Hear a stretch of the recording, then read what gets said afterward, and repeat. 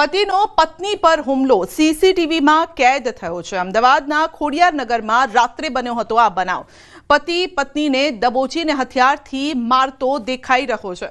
તો આ દ્રશ્યો સામે આવ્યા છે, જેમાં આપ જોઈ શકો છો કે પતિએ મોં પણ બાંધેલું છે અને પત્નીને દબોચીને હથિયારથી મારી રહ્યો છે। તો મોં પર રૂમાલ બાંધી પત્નીને મારતો દેખાયો છે। નિકોલ પોલીસે ફરિયાદ નોંધીને તપાસ હાથ ધરી છે। ખોડિયારનગરનો આ બનાવ છે। સીસીટીવી જેના સામે પણ આવ્યા છે, જ્યાં પત્નીને મારી રહ્યો છે પતિ। બીજો પણ એક વ્યક્તિ ત્યાં દેખાઈ રહ્યો છે।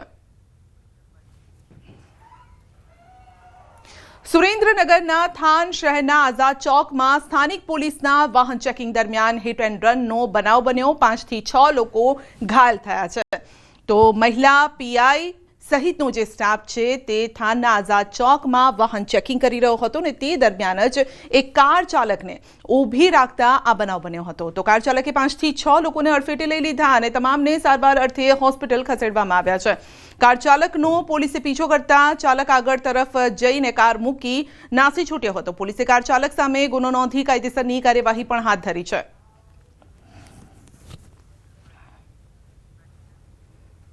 રાજસ્થાનમાં ગુજરાતી આર્મી જવાનની હત્યા। ચાલતી ટ્રેનમાં છરી મારીને જવાનની હત્યા કરાઈ છે। બનાસકાંઠાના વડગામના મોટી ગીડાસણ ગામના આર્મી જવાનની ચાલુ ટ્રેનમાં હત્યા કરાઈ છે।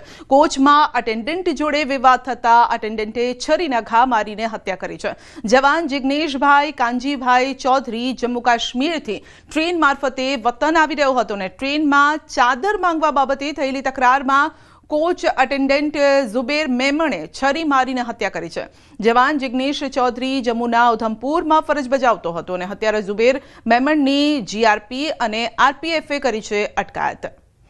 તો સૈનિક જિગ્નેશ ચૌધરીની હત્યાના સમાચાર ગામમાં મળતા ગામમાં શોકનો માહોલ છે, માતમ છવાઈ ગયો છે। સૈનિક જિગ્નેશ ચૌધરીનું આજે પીએમ કરાયા બાદ મૃતદેહને માદરે વતન રવાના કરાશે। તો આવતીકાલે શહીદ જવાનની માદરે વતનમાં કરાશે અંતિમ વિધિ। जो ट्रेन में अटेंडेंट है तो उसके साथ झगड़े की बात आ रही है। अभी कुछ लोगों को हमने डिटेन किया, गहन पूछताछ कर रहे हैं। दोनों को सूचित कर दिया गया और जो आर्मी की जो यूनिट है वो भी इसके बारे में जानकारी लेकर के गई है। રાજસ્થાનમાં ડમ્પર અકસ્માત